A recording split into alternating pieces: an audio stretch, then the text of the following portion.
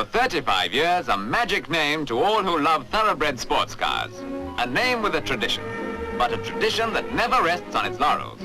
It took another great stride forward in 1955 at Le Mans, that unique event where quality counts for most and luck for least.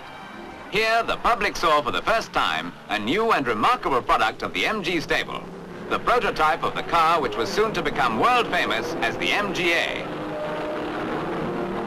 The new M.G., known as the EX182, bore itself well. The critics have been curious, both because the new M.G. is always a major event, and because to run a prototype at Le Mans takes courage, which some might call rashness. But this was no gamble, and the EX182 proved it. Two models completed the 2,000-mile course at 86.17 miles an hour and 81.97 miles an hour, respectively. And more was to come. No sooner was the new thoroughbred in production as the M.G.A. than the prizes began to roll in. The 1956 Alpine Rally saw the M.G.A. winning the first ladies' prize, the Coupe des Dames, and it captured the same honor in the Mille of that year. Also in 1956, at the Liege-Rome-Liege event, the M.G.A.s put up the best British performance, won the Newcomers' Cup and the second ladies' prize, and came second in the team prize. Not a bad record for a production model in its first year.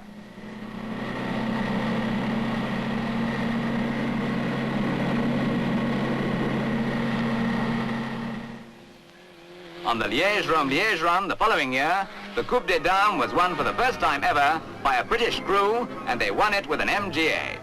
Add to that other successes at Sebring, Nürburgring, Le Mans and Dunlop, and this brilliant little car was off to a flying start.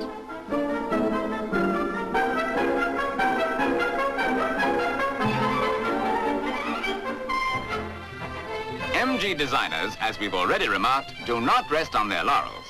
Even before the M.G.A. was offered to the public, plans were afoot for a still faster version, the same B-series engine, but fitted with twin overhead camshafts. The specifications were exacting. The M.G.A. can do just over 100 miles an hour. The twin cam was to do much better than that. The M.G.A. can reach 80 miles an hour from standstill in 32 seconds. The twin cam was to reach 100 in about the same time. The M.G.A. costs less than £1,000. The twin cam was to cost only about a quarter more. All in all, quite a target.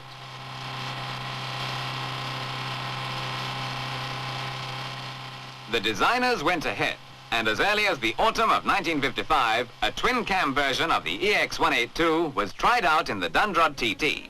It put up some very fast times, and the lessons learned were carefully incorporated in the design. M.G. had their eyes on an even greater goal. Nothing less than the world record for the class. For this, they enlisted the help of Stirling Moss.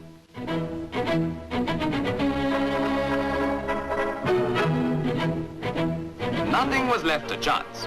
M.G. designers were satisfied that months of development had brought their engine, for this purpose a supercharged version, to concert pitch. Now it was up to the coach-building experts to produce the most aerodynamically efficient car in M.G.'s history, tailor-made for one of Britain's top drivers. He was seated well forward, with the engine behind him, an arrangement which gave the best streamlining and also maximum traction from the rear wheels. Previous M.G. record breakers had a normal chassis with a streamlined skin.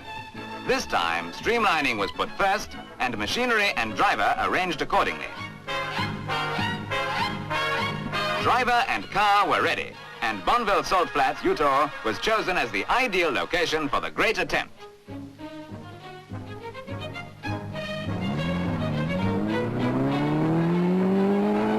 And what a day it was. 5 international and American 1.5-liter records were smashed.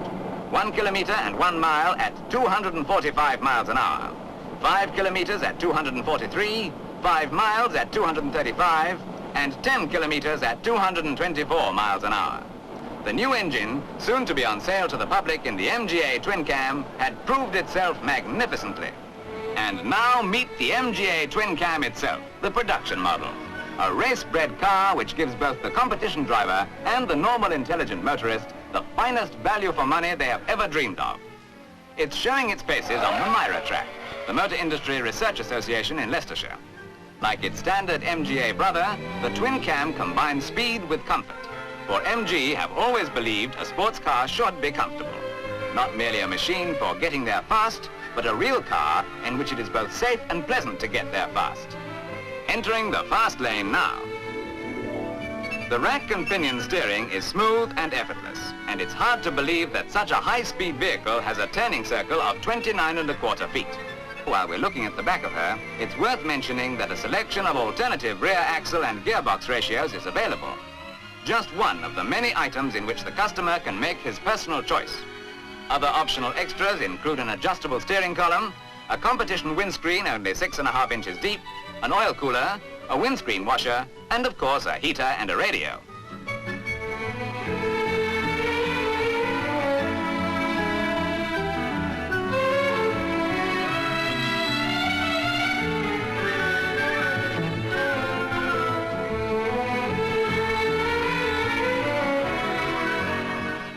In most cars, at such a speed, with a hand camera, this shot would be impossible.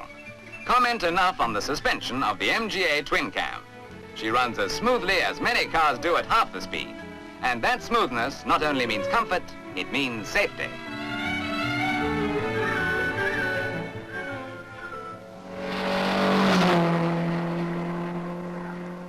"2 miles a minute in a production sports car costing less than £1,300. 100 miles an hour from a standing start in a little over half a minute. That could only be achieved in such a combination of high quality and low price by a concern that has led the way in sports car design for 35 years.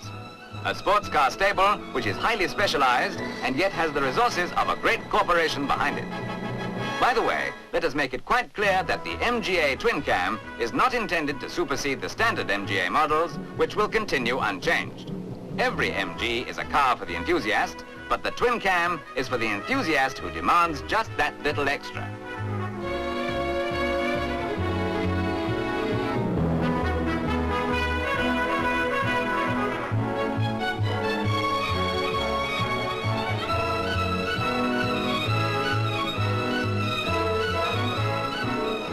M.G. say confidently that no other car in the world offers such a performance at such a price, and with stability, roadworthiness and comfort to match its performance. And they predict with equal confidence that over the next few years, races, rallies and competitions in many lands will continue to prove their point.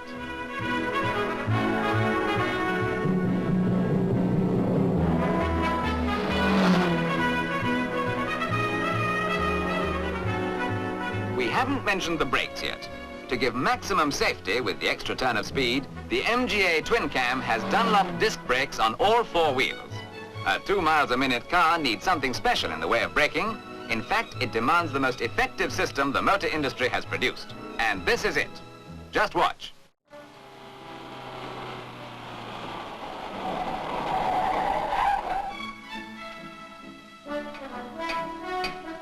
You can tell the twin cam from the standard M.G.A. by its center-lock disc wheels and by the name on the boot lid and scuttle air exits.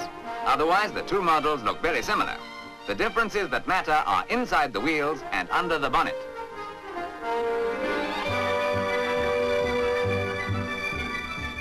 All that power, that tremendous speed, that breathtaking acceleration. Is it safe in the hands of the ordinary owner-driver? Shouldn't it be left to the professionals, the competition experts, the racing stars? The answer is definitely no. MGs have always been designed primarily for the normal, intelligent motorist. He is to be trusted with high performance, provided it is combined with what this trademark guarantees: complete reliability, faultless steering and brakes, the knowledge that his car will never let him down. Whether a man, or come to that a woman, drives for business, for fun, or for prizes, or for all three, he will find in the M.G.A. twin cam an aristocrat of sports cars that is second to none in the world.